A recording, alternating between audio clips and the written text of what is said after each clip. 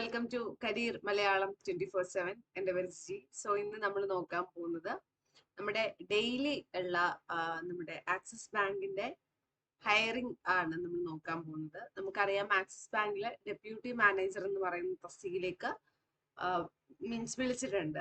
അപ്പോൾ സ്വാഭാവികമായിട്ട് അതിന്റെ എന്തൊക്കെയാണ് ബാക്കിയുള്ള കാര്യങ്ങൾ എന്നൊക്കെ നമുക്ക് നോക്കാം. അപ്പൊ അതിനായിട്ട് ആസ് യൂഷ്വൽ ഞാനൊരു സ്ക്രീന് ഷെയർ ചെയ്ത് തരാറുണ്ട്. അപ്പൊ എങ്ങനെയാണ് ഡെപ്യൂട്ടി മാനേജർ ആക്സിസ് ബാങ്കിൽ ആക്കാൻ പറ്റുക എന്നതാണ് നമ്മൾ മെയിൻ ആയിട്ട് ഇവിടെ ഡിസ്കസ് ചെയ്യുന്ന ഒരു കാര്യം എന്ന് പറയുന്നത്. അപ്പൊ ഡെപ്യൂട്ടി മാനേജർ എന്ന് പറയുന്നത് നമുക്കറിയാം ഒരു ഇമ്പോർട്ടന്റ് ആയിട്ടുള്ള ഒരു പൊസിഷൻ ആണ് ഒരു ബാങ്കിൽ. അത് നമുക്കറിയുന്ന ഒരു ബാങ്ക് ആവുമ്പോൾ നമ്മൾ കുറച്ചുകൂടി കംഫർട്ടബിൾ ആണ് അല്ലെ, കാരണം നമുക്കത് അറിയുന്ന ഒരു ബാങ്ക് ആണ്. സോ ആക്സിസ് ബാങ്ക് എന്ന് പറയുന്നത് നമ്മുടെ തൊട്ടൊക്കെ നമുക്ക് കാണുന്ന നമ്മൾ എന്നും കണ്ടുകൊണ്ടിരിക്കുന്ന ഒരു ബാങ്കാണ് ആക്സിസ് ബാങ്ക്. നമുക്ക് പുതിയതായിട്ട് പരിചയപ്പെടേണ്ട ഒരു ബാങ്കോ അങ്ങനെയൊന്നും അല്ല ആക്സിസ് ബാങ്ക് എന്ന് പറയുന്നത് അല്ലെ. അപ്പൊ അവിടെയാണ് ഡെപ്യൂട്ടി മാനേജർ എന്ന് പറയുന്ന തസ്തികയിലേക്ക് വിളിക്കുന്നത്. ഡെപ്യൂട്ടി മാനേജർ എന്ന് പറയുന്ന തസ്തികയിലേക്ക് വിളിക്കുക എന്ന് പറയുമ്പോൾ ട്രെയിനിങ് ആണ് നിങ്ങൾക്ക് ആദ്യം പ്രൊവൈഡ് ചെയ്യുന്നത്.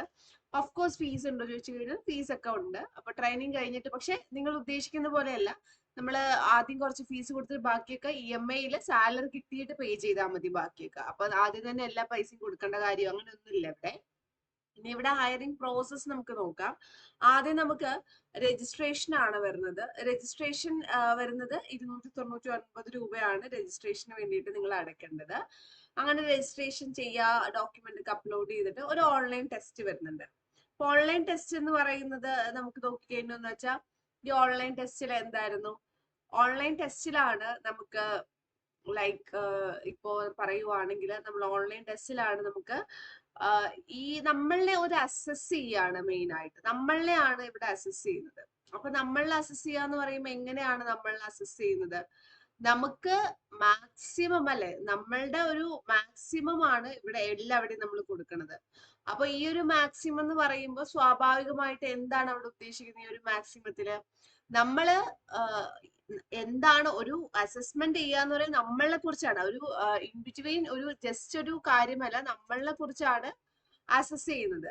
അപ്പൊ സ്വാഭാവികമായിട്ട് ഈ ഒരു അസസ്മെന്റില് നമ്മൾ നോക്കിക്കഴിഞ്ഞു എന്ന് വെച്ചാൽ എങ്ങനെയാണോ ഒരു നമ്മളൊരു കമ്പനിയെ നയിക്കാൻ പോകുന്നത് അതിനൊക്കെ ബേസ് ചെയ്തിട്ടാണ് ശരിക്കും ഒരു അസസ്മെന്റ് ടെസ്റ്റും മറ്റും കാര്യങ്ങളും ഒക്കെ വരുന്നത്. അങ്ങനെ അസസ്മെന്റ് ടെസ്റ്റ് ഒക്കെ കഴിഞ്ഞു കഴിഞ്ഞാൽ നിങ്ങൾക്ക് എന്ത് ചെയ്യാൻ സാധിക്കും?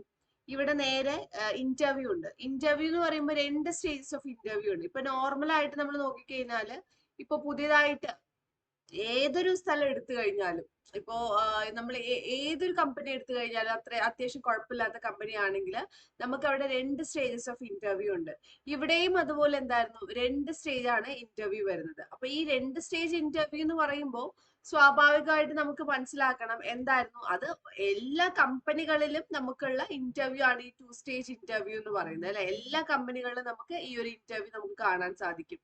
അപ്പൊ ഈ ഒരു ഇന്റർവ്യൂ ആരാണ് ചെയ്യുന്നത് എന്ന് ചോദിച്ചു കഴിഞ്ഞാല് ഈ ഇന്റർവ്യൂ ചെയ്യുന്നത് ആരാണ്? ആദ്യം ഇന്റർവ്യൂ ഫസ്റ്റ് സ്റ്റേജ് ചെയ്യുന്നത് കരിയർ 24/7 പാനലാണ്. അതാണ് ഫസ്റ്റ് സ്റ്റേജ് ഇന്റർവ്യൂ. അവിടെ നിന്ന് നിങ്ങൾ ഫിൽട്ടർ ആയി കഴിഞ്ഞിട്ട് നിങ്ങൾ പിന്നെ എവിടെയാ പോകുന്നത്? നിങ്ങൾ അത് കഴിഞ്ഞിട്ട് പോകുന്ന ഇന്റർവ്യൂ എന്ന് പറയുന്നത് നമ്മുടെ ആക്സിസ് ബാങ്കിന്റെ പാനലിലേക്കാണ്. ഈ 2 ഇന്റർവ്യൂവിന്റെ പ്രത്യേകത, ഇത് വെർച്വൽ ഇന്റർവ്യൂ അല്ല, സോറി, വെർച്വൽ ഇന്റർവ്യൂ ആണ്, ഫിസിക്കൽ ഇന്റർവ്യൂ അല്ല. അതാണ് ഇതിന്റെ പ്രത്യേകത എന്ന് പറയുന്നത്.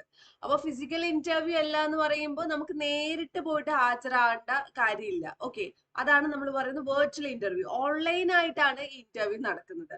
ഓൺലൈൻ ആയിട്ട് ഇന്റർവ്യൂ നടക്കുമ്പോൾ സ്വാഭാവികമായിട്ട് നമുക്ക് എന്തായിരുന്നു, നമുക്ക് തന്നെ ഒരു ഇതുണ്ടാവും. ഓക്കെ, ഇത് ഓൺലൈൻ ആയിട്ടാണ് ഇന്റർവ്യൂ, നമുക്ക് എവിടെയും പോകണ്ട, നമ്മളെ ഓൾറെഡി വേറൊരു ജോലി ആണെങ്കിൽ അത് ചെയ്തുകൊണ്ടാണ് നമ്മൾ ഈ ഒരു ഇന്റർവ്യൂവിന് അറ്റൻഡ് ചെയ്യുന്നത്.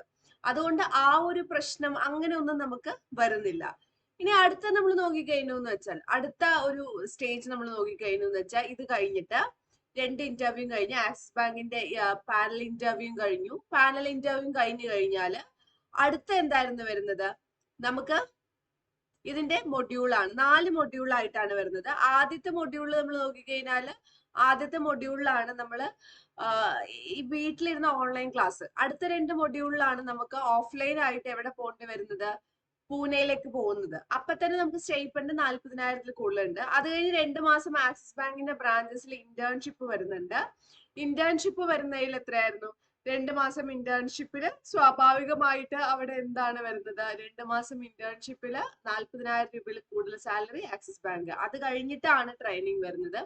അപ്പോഴും നിങ്ങൾക്ക് എന്താ 40,000 രൂപയിൽ കൂടുതൽ സാലറി നിങ്ങൾ വാങ്ങാൻ തുടങ്ങി.